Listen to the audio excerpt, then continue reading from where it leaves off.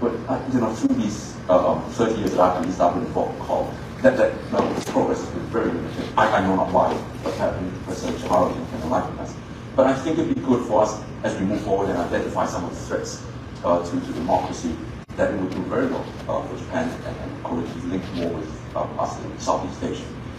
The third area that I want to point out is the whole idea that somehow we need to decouple trade from human rights, commerce from democracy. We have done that in the last few decades, and the result is what we see today. And I just want to very quickly highlight this point that I've made. And I remember in the late, it was about 2007, 2008, where Putin was going great guns at Mikhail Khodorkovsky. And I remember at that point, he was represented by an international council by a guy named Robert Amsterdam. In any case, Robert Amsterdam passed to Singapore very coincidentally when I was actually conducting a protest of something in Singapore. And then he approached me and wanted to represent me in the international community as well. And he invited me to write a piece for his blog and asked me to see if I can make a comparison of what's happening in Russia and in Singapore. And this is what I wrote, if you indulge me. I just want to quote a couple of lines from there. I've written that, and this was about, as I said, 2007, 2008. I said, by itself, jailing dissidents and crackdown on the media would be insufficient for Putin to stay on as a strong man of Russia.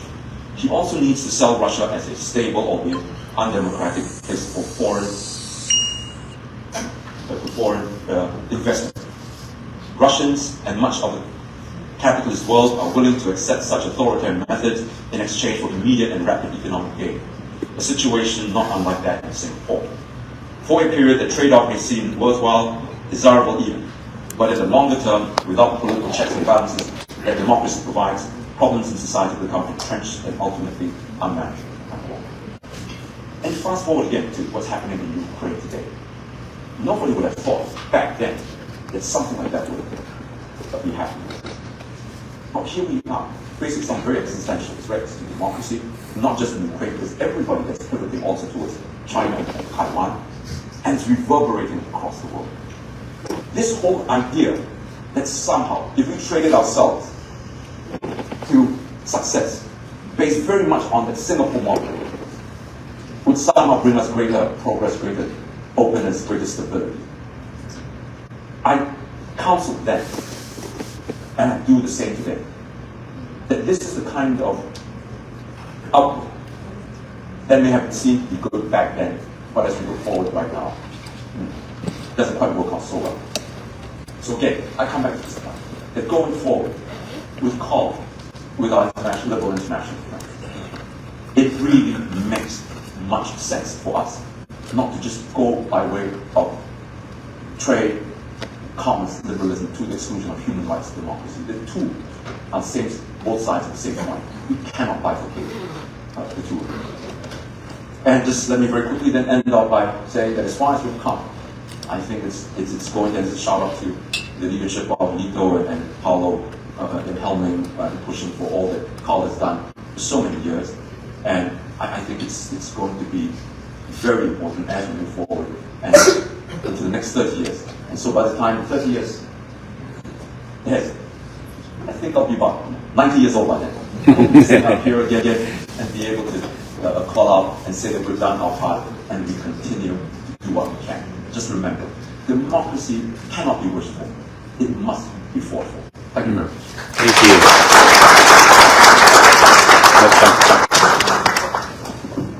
Dr. Chi, thank you. That was a wonderful, wonderful introduction. Thank you very much.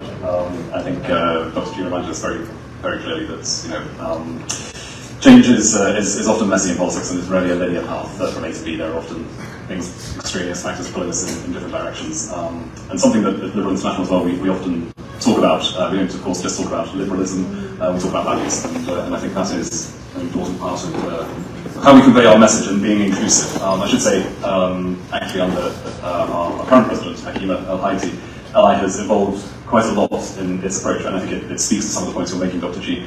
regarding opening up the federation. Of course, we are first and foremost a party political federation, but we now also welcome members from the NGO and civil society sector, recognising, as we've been saying, I think, throughout the course of this panel, that multilateralism and working with like-minded organisations and colleagues is essential.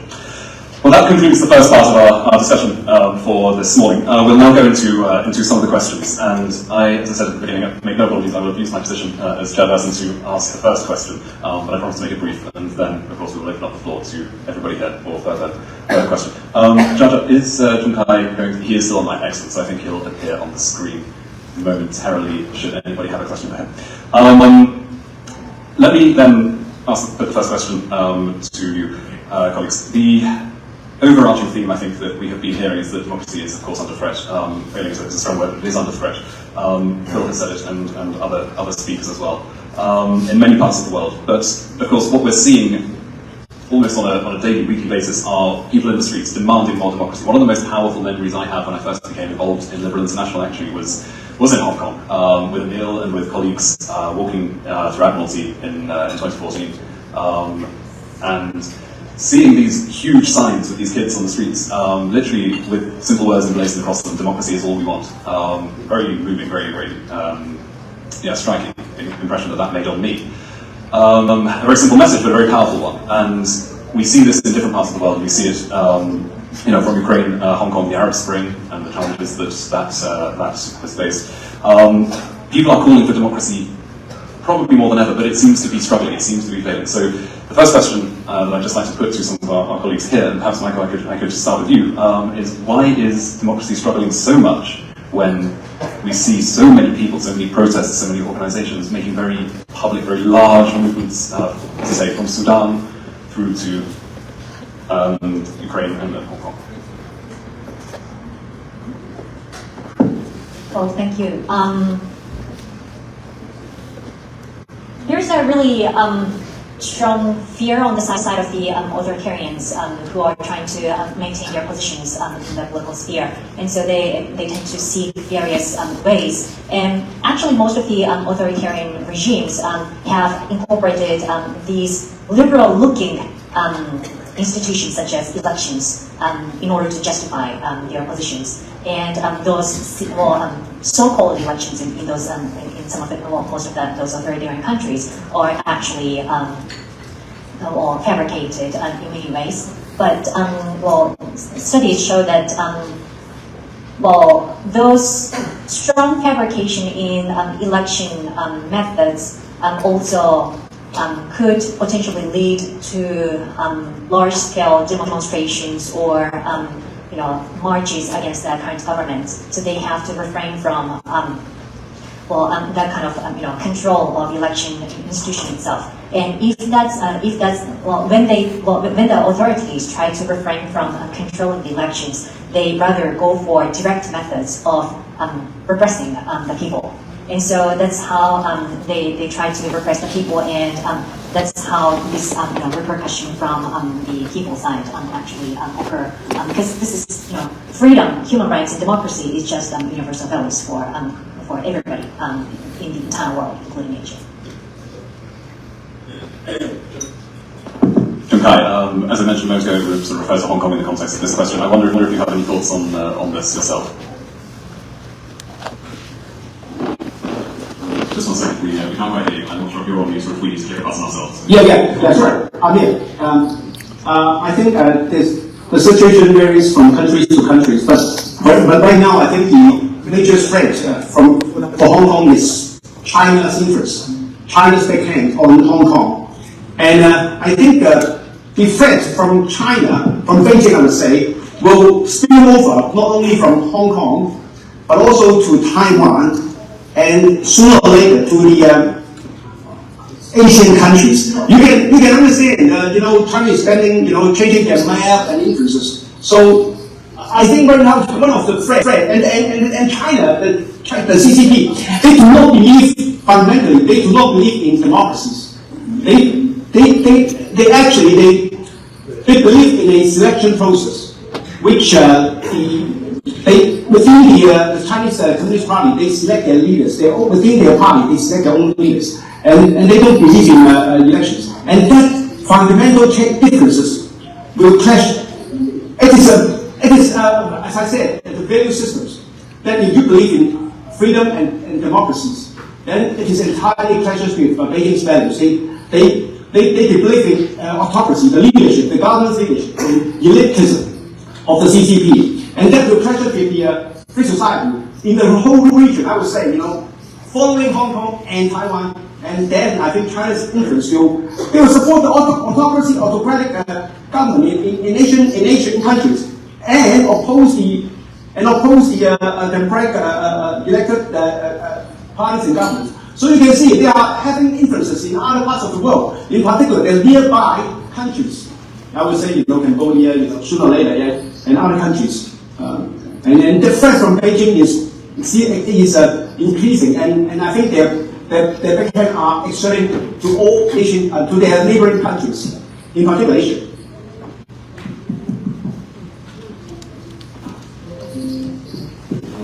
Thank you, Jun Kai, for that response.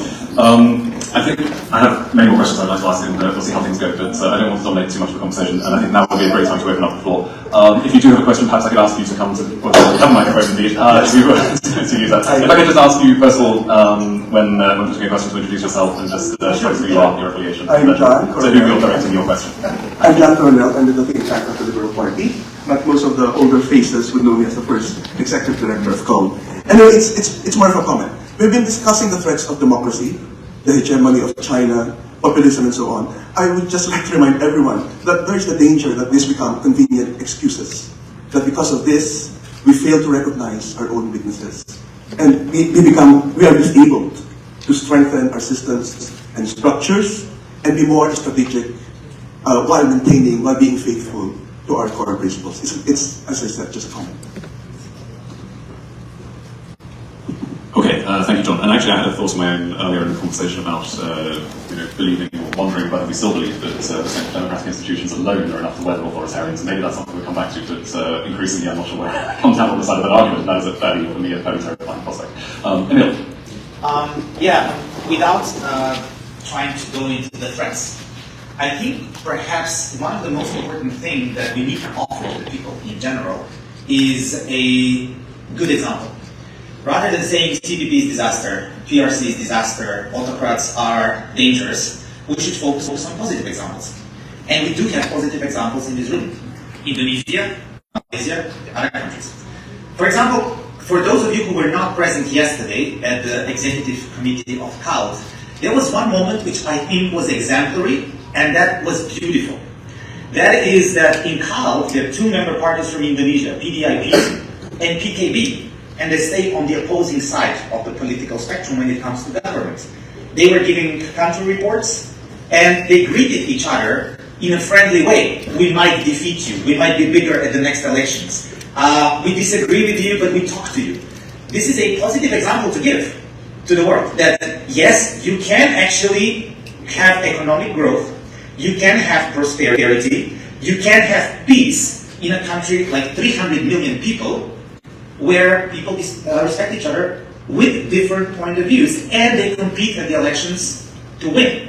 So, apart from Indonesia, Malaysia, in this part of the world, can you, in Canada, give us some hope, some positive examples that we can tell to the people who are afraid and who would say, China provides me economic benefits, it's a good example, I don't have to bother, I can just put myself on Instagram, be pretty beautiful, and let the government sort out. What are good examples that we can give to the people to encourage them? Thank you. Thanks, Emil. And absolutely, we need to remind ourselves that despite the challenges we face, we do need to identify and promote passionately, forcefully some of the positives. Bill, perhaps I can pass you first feedback. Well, if, the positives, my own country's a bit of a mess at the moment, but I think in a year and a half's time, we might be able to show a more positive example to the world. I've just been to Poland, where they have a bit of a ropey government, but the opposition is alive and thriving and eager to take power, and the people are really embracing the democracy and freedom that they've had since getting out of the control of the old Soviet Union and the Russians. and their support for Ukraine has been absolutely phenomenal. So there's positive out there, even if they're not run by liberals as well. So the Canadians are run by liberals, and I think they're an incredibly positive example to the world, particularly in their pursuit of human rights on a global scale. So I don't think we should be entirely defeatist. And of course, I think there's a principle here in terms of the autocrats. Autocratic regimes are, as I've said earlier, sort of monolithic, whereas the forces of democracy tend to be particulate. And that in itself, it does mean that the autocrats are a little bit difficult to shift. But the strength of the democratic movements is also in its diversity and this sort of particulate structure, because basically it's difficult to pin down. And I think Kira said something important earlier about how they have approached the war is by being nimble, being innovative. And I think this is also what we have to do as Democrats, because what we're seeing at the moment is that, and this harks back to last year's conference, where we were looking at misinformation and disinformation. We have not been as adept at harnessing modern methods of communication as the autocrats have. And I think Jason said last year that in the Philippines, for instance, Bongbong's campaign was entertaining.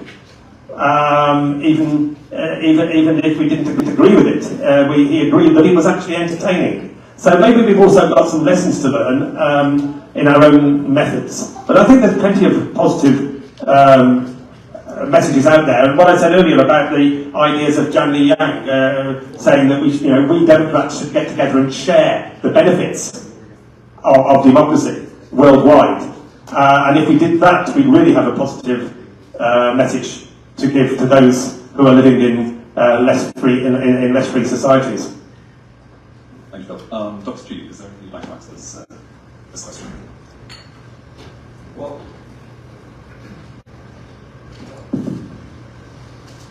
in terms of just trying to make a political contestation not a blood sport, right? And in terms of the opposing sides can agree to disagree without the entire political system descending on the country, descending into chaos and violence. I think in this regard, leaders play an important role in setting the tone. In the situation in Singapore, I'll wager my last dollar that many of you didn't know that just last week we concluded a presidential election, right? Typically, the elections in Singapore are non-event as far as the region is concerned, because you know the outcome. But in any case, there was some election for the president, and of course, we campaigned. As a political party, we could not run campaigns. But I personally made a statement and endorsed the non-PAP candidate. But after the elections, I raised many eyebrows when I sent a congratulatory message to the winner, and that was unheard of in Singapore at least. And then to everybody's biggest surprise, the president actually replied and wished us well. It's second nature to many people, like in Singapore. Wow. So in that sense, and this is in the context of long before Lee Kuan Yew just did not want to destroy you politically, but he wanted to destroy you personally. He got you out of the picture. And he said either you die or I die. Right? And that's the kind of context that I think is very unhealthy for democracy. So in that sense, just to address what Emil was saying, I think to this in this regard, leaders, political leaders, can set the tone and can change the fabric of democratic conversation. Yes, Mike. I would also like to make a brief comment. I totally agree that we have to shed light on positive examples. And I think one thing probably we have to pay attention to is the fact that when we try to shed light on certain countries' democracy as a whole, there are apparently a number of problems in each of the countries. And for example, if we think about, you talked about Indonesia, and Indonesia is indeed a wonderful example, but if we think about the current, weakening freedom of expression or civic space, then one might wonder whether it's really a good example.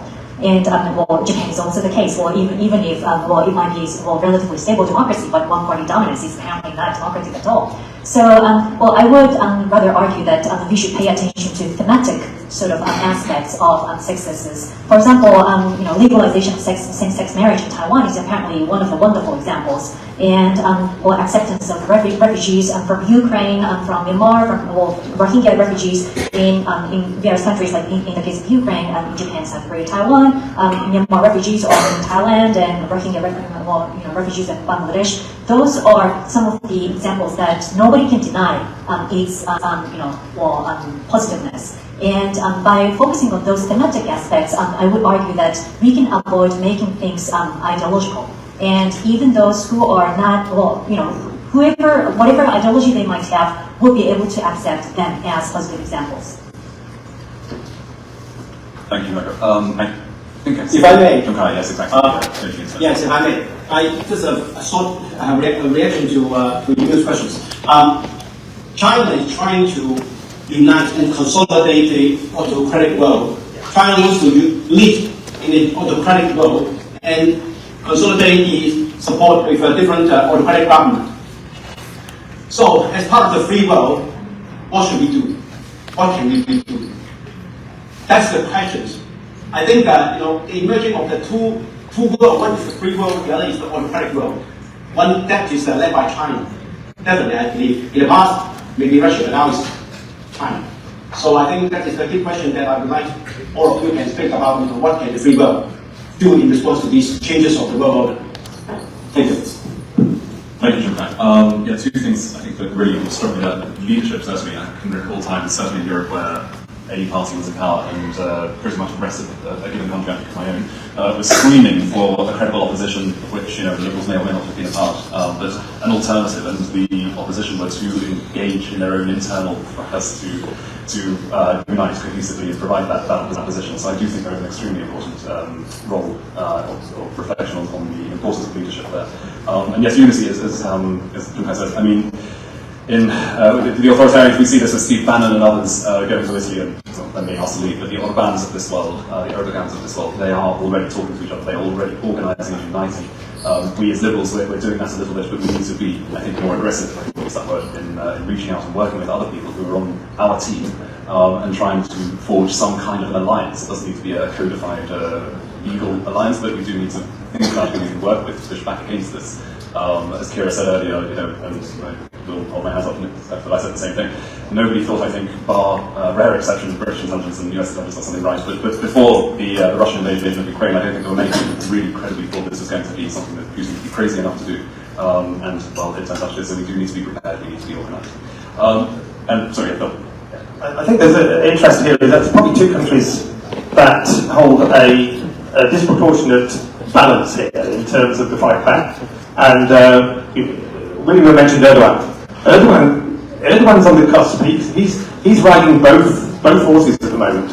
But I think he's just starting to fade more towards us, just a little bit. But he needs bringing in to the fold. And the other one is India.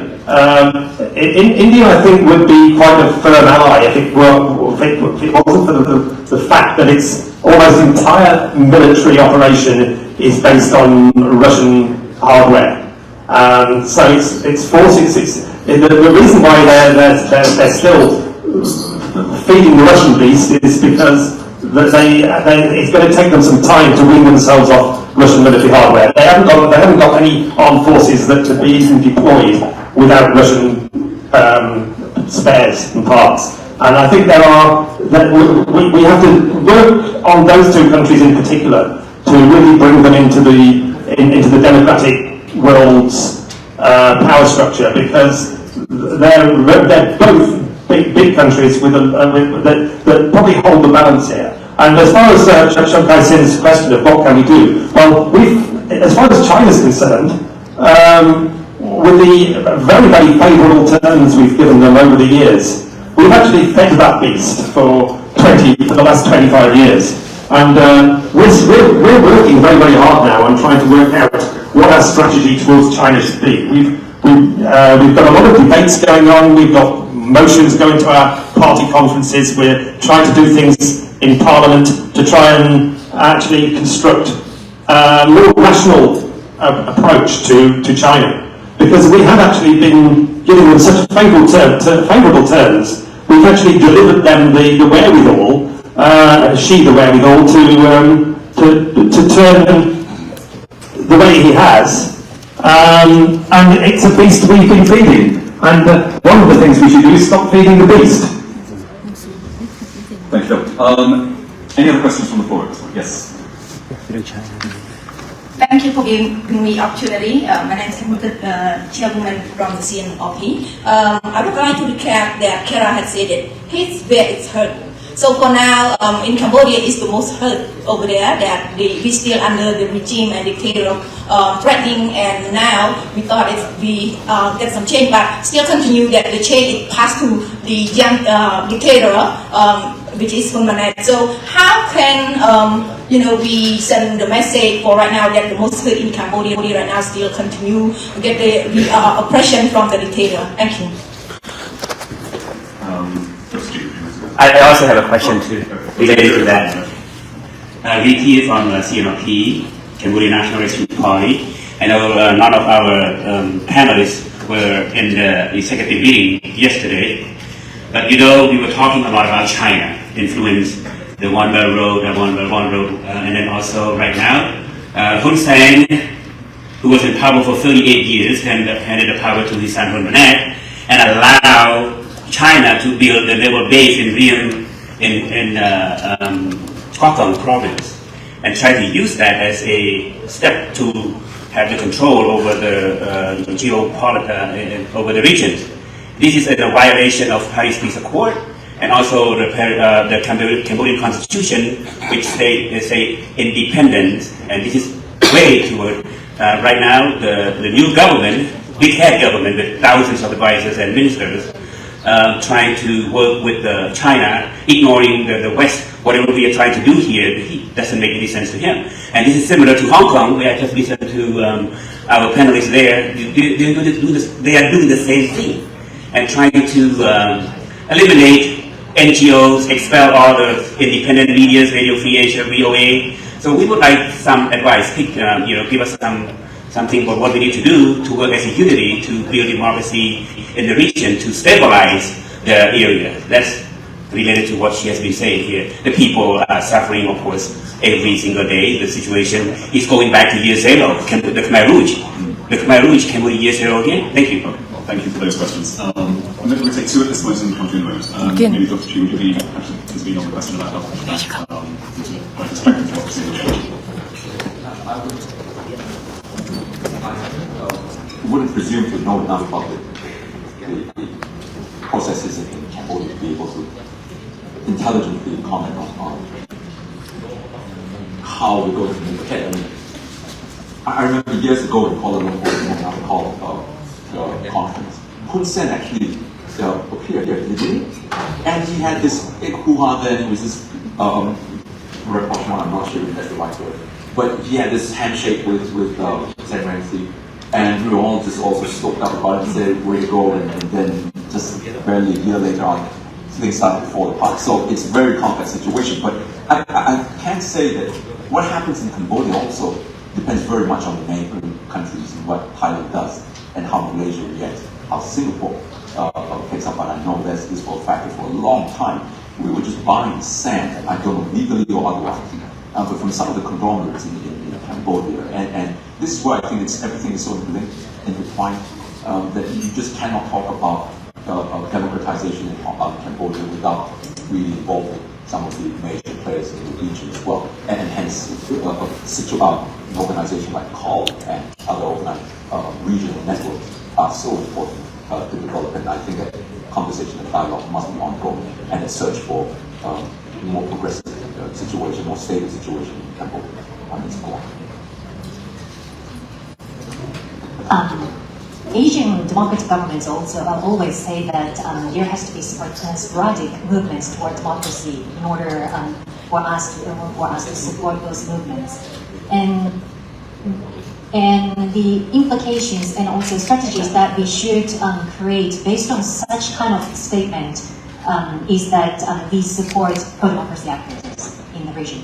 And apparently Asian governments do not do that, so we have to take some measures for that. For pro-democratic actors are the future leaders of those countries after they finally democratize. And so I actually have been involved in this initiative called the Sunny Lands Initiative, which is taken care of by Indo-Pacific think tanks, democracy support foundations, and some scholars. And in that initiative, I have been actually creating a network of scholars in the Indo-Pacific to host pro-democracy actors who are at risk of their lives, so that we can support, even when our governments do not want to take any actions, we, the university scholars, can use our own discretion to have them host them at our universities, either as visiting scholars or lecturers or students or in whatever forms. And then, by creating this network of scholars within the region, we can take, even when a term at one university is over, other university can take care of them. So I think that kind of organic support mechanism within Asia for pro-democracy actors will be important, I think. One comment. Of course, you know that I was banned from Cambodia for attempting to. Cambodia was receiving a lot of privileges from the EU, and I suggested we should curtail them a little bit with the Everything But Arms agreement, and try to put some pressure on Hun Sen to at least stop his complete drift away from democracy. Of course, this was it's criticised in some circles because they said that will just push the trade even further towards China, which could be the case. But it might be better, in some senses, to look at Magnitsky sanctions on Hun Sen, particularly as his relatives, I think, spent large amounts of money in Europe.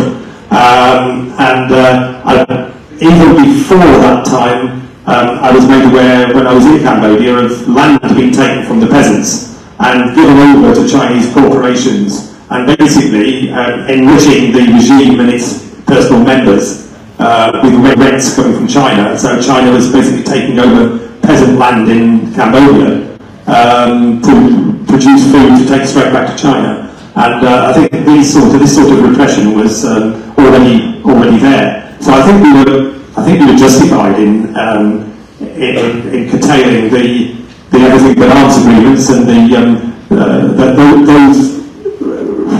those areas of unrestricted trade that we gave to Cambodia on the basis of improved democracy, which it then failed on in its, Hun Sen's government failed on its side of the bargain.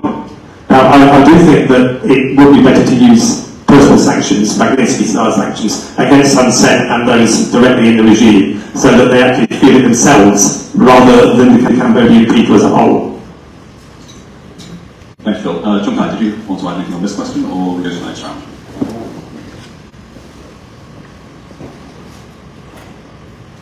Chung-Kai, I'm not sure if you can hear us. If not, then... Milo? So, sorry, did you want to add anything to the question, what can we do in response, perhaps as a region, to the threat to democracy in Asia? No, I think the biggest threat is China. Okay, all right, excellent, thank you. There's not much consensus. Excellent, all right. Well, look, friends, we are close to lunch, but we're not quite there yet. And I know that I see a couple more hands, so if there are maybe a final round of questions, we take 2 or 3 in one turn. Please introduce yourself and you can make your question concise and Hi, my name is Sumani. I am a Cambodian National Rescue Party of America Youth President and also the Deputy Chairperson for Youth. I would like to ask on topic of Nami Kim Hon. She's talking about hitting where it hurt. As you know, recently the European Union just signed a deal, not European but the German just signed a COSCO deal, COSCO, with China as a $1 billion deals. On top of that, also in Cambodia, recently, they basically just destroyed a US-funded naval base and port and let China rebuild the whole naval base and port at Sea in the Wild.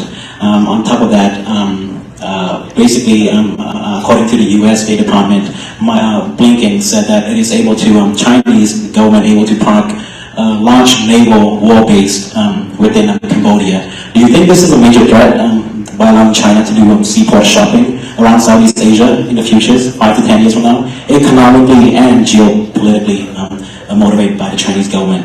Thank you. Thank you for that question. I think there was another one. Yes, please. Yeah, thanks, William.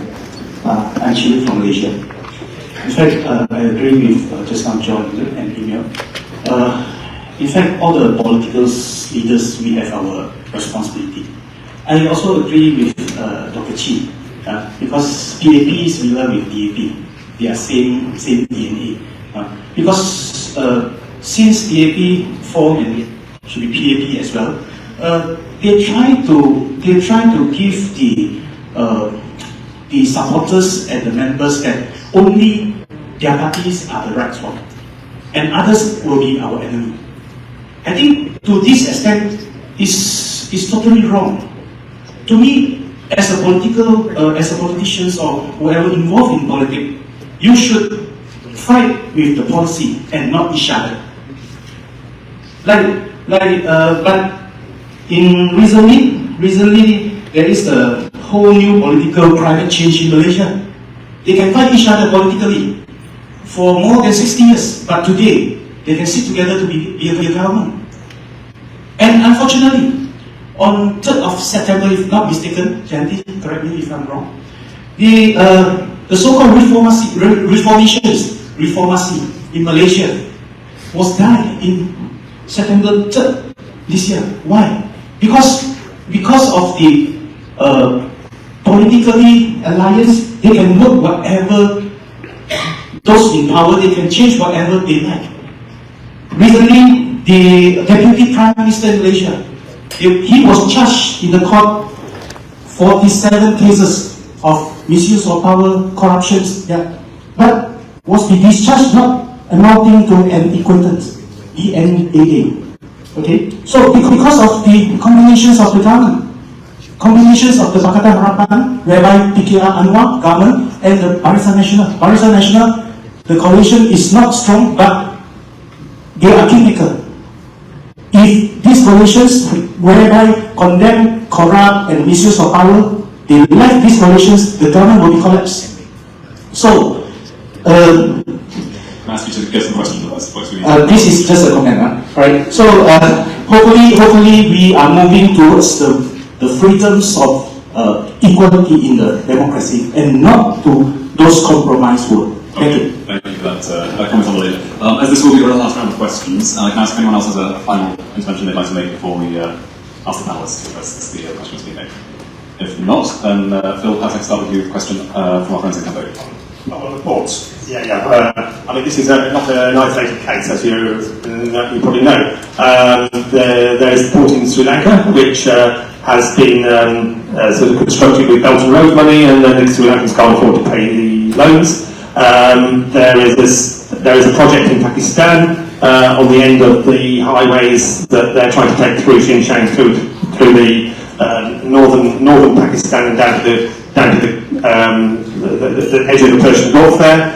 So then they're developing port there. Then there is Djibouti, but where they have a military base in Djibouti, they've been trying to create some sort of alliance with, I think, Western Samoa. I think these are that they conflate commercial ports with military ports. Now, at least the Americans also have a base in Djibouti, as do the French. So at least there is a little bit of balance there. But it does mean that Western military alliances, the sort of trade alliances, have to take the Chinese threat seriously. Now, we are seeing some signs of this with things like AUKUS. Now, I think it was a bad strategic mistake to exclude the French from AUKUS because they have an interest in the region and they're a strong NATO ally, and it did put their noses out of joint, and it was unnecessary.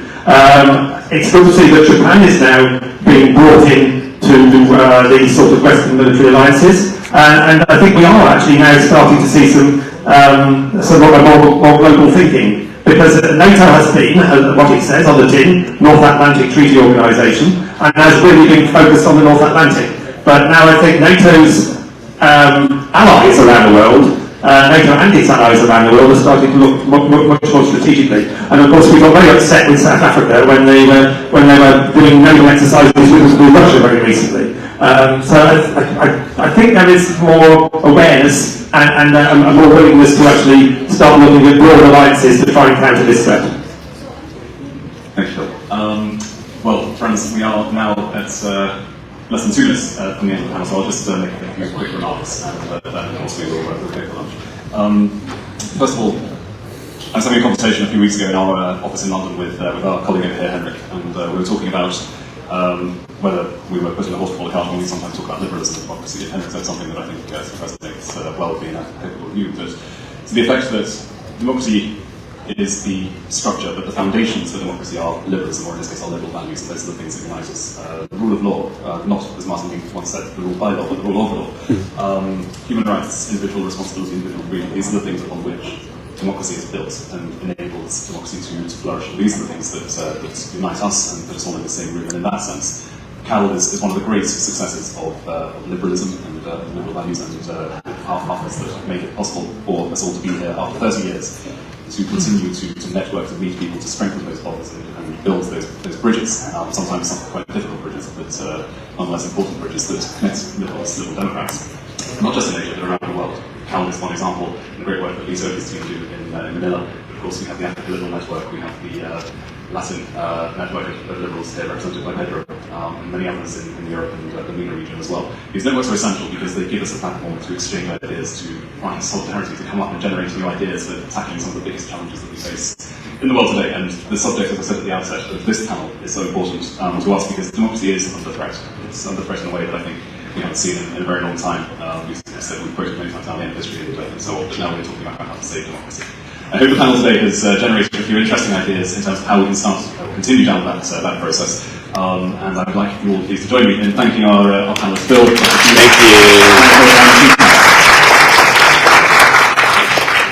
Thank Just so I will be here all weekend. I'm fortunate enough to be leaving only on Tuesday, so if anybody would like to